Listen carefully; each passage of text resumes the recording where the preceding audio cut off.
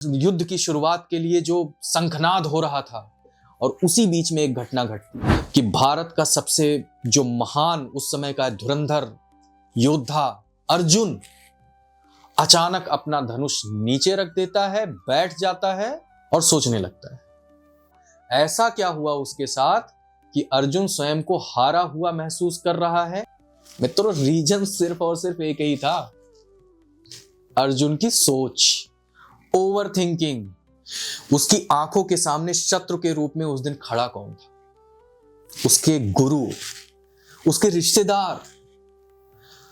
उसका मन बार बार उसको कह रहा था, अर्जुन, अगर मैं ये युद्ध करूंगा तो पाप हो जाएगा।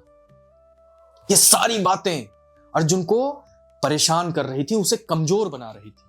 उस टूट चुके योद्धा के पास खड़े होते हैं स्वयं भगवान श्री कृष्ण, उनके सारथी बनकर।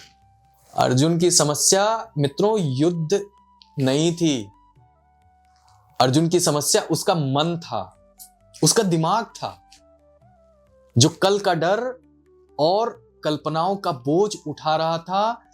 और भगवान श्री कृष्ण ने फिर उसको एक बहुत गहरी सी बात कही, अर्जुन, तुम जिस चीज को कंट्रोल नहीं कर सकते, जिस पे तुम्हारा कोई वश नहीं है, उसके बारे में सोच सोच करके अपने आप को कमजोर मत करो।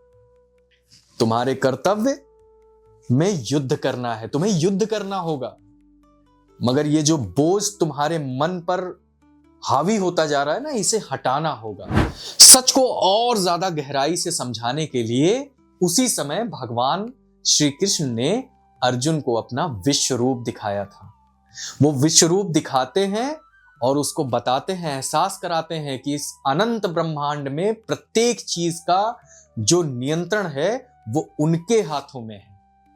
कैसे हर एक घटना अपने नियत समय पर घट रही है, वो समय जिस पर सिर्फ और सिर्फ भगवान का हाथ है, भगवान का वश है। और तब अर्जुन को एहसास होता है कि उसका काम युद्ध करना है, पर युद्ध के बाद क्या होगा ये उसके हाथ में नहीं है। Subscribe for more content.